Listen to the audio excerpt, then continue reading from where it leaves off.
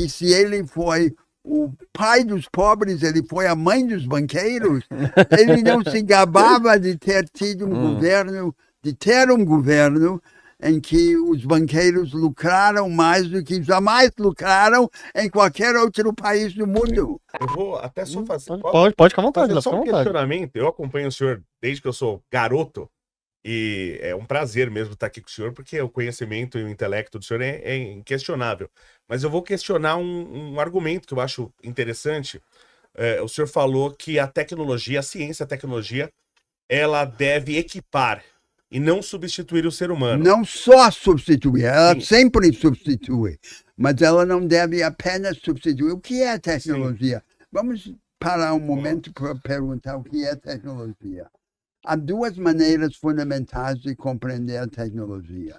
De um lado, a tecnologia é a materialização do canal entre os nossos experimentos na mobilização das forças naturais a nosso favor, como a força elétrica, a força magnética, a força nuclear.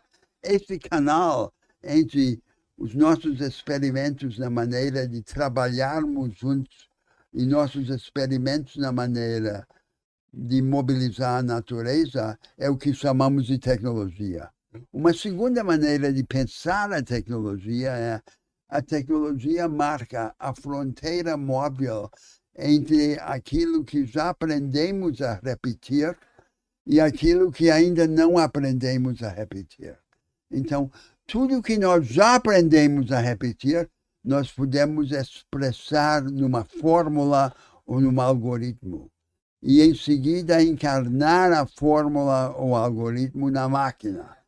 A máquina faz para nós o já repetível para que nós possamos reservar o nosso recurso supremo, o tempo, para o ainda não repetível. Essa fronteira móvel é o que chamamos de tecnologia. E, a partir disso, começamos a compreender a tecnologia como a força que nós criamos não para nos reduzir, não para nos dominar, não para nos substituir, mas para nos empoderar. Perfeito. E é isso que eu quero, a transcendência. É que eu, particularmente, entendo que a tecnologia, ela está capacitando o ser humano e não necessariamente substituindo. Eu uso o exemplo, por exemplo, do pessoal de segurança, né? Então você vai fazer um sistema de segurança, você tem 3 elos de uma corrente que forma a segurança. Você tem a segurança física, a segurança tecnológica e o ser humano. E você pode, assintotamente, evoluir tanto a tecnologia física como a segurança física como a tecnológica.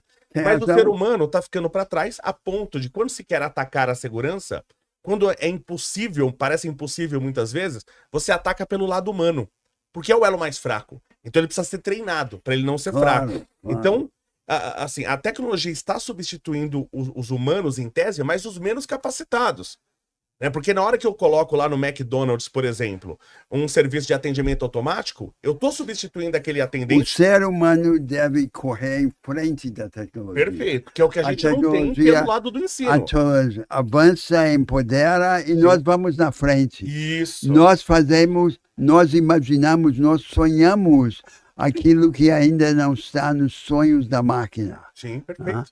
E essa é a nossa vocação. Mas aí não falta o ensino, evoluir o ser humano para ele acompanhar. Que falta o ensino. Sim. E daí o projeto nacional que nós deveríamos formular é um projeto produtivista e capacitador.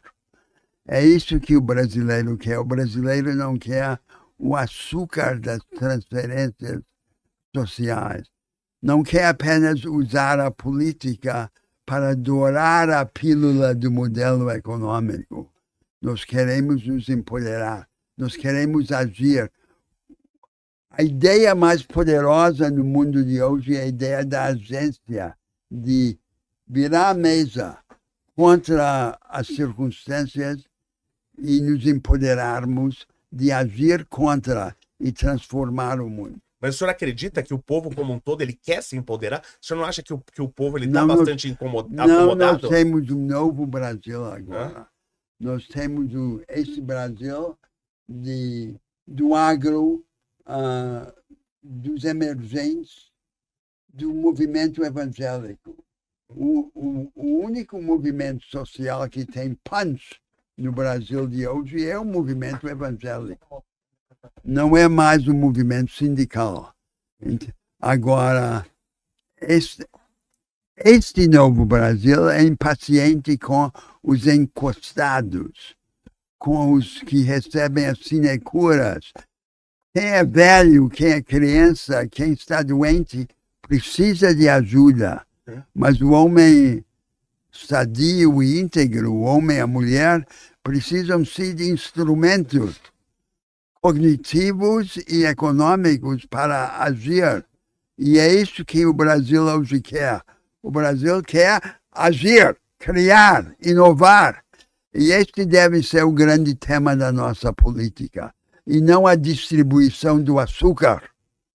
Perfeito. Então, até o surgimento da nova direita, em meados do século XX, o discurso único da política brasileira era o discurso do social. Todos os políticos fingiam ser social-democratas ou social-liberais. Agora, pergunte o que era esse tal social de que falavam. O social era o açúcar. A tarefa dos políticos era prometer o açúcar. Né? E agora um Brasil impaciente com isso. Esse Brasil é órfão de projeto político, foi buscar no bolsonarismo a sua representação política, e é uma representação política até certo ponto imprópria.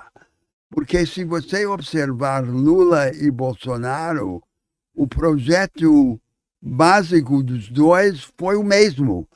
Nós não precisamos de uma terceira via. Nós precisamos de uma segunda via. A via única que eles representaram, que era, de um lado, aceitar o domínio da economia brasileira pelo rentismo financeiro, o cartel bancário, e, de outro lado, compensar os pobres ou a massa popular com as esmolas, com os resíduos. O senhor está dizendo, então, que Lula e Bolsonaro... A mesma coisa.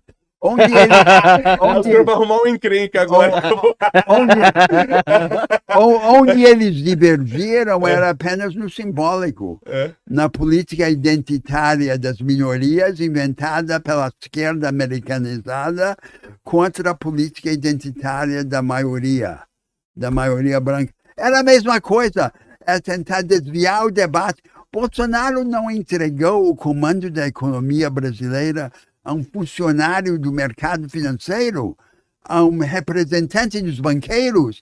E Lula não disse que se ele foi o pai dos pobres, ele foi a mãe dos banqueiros.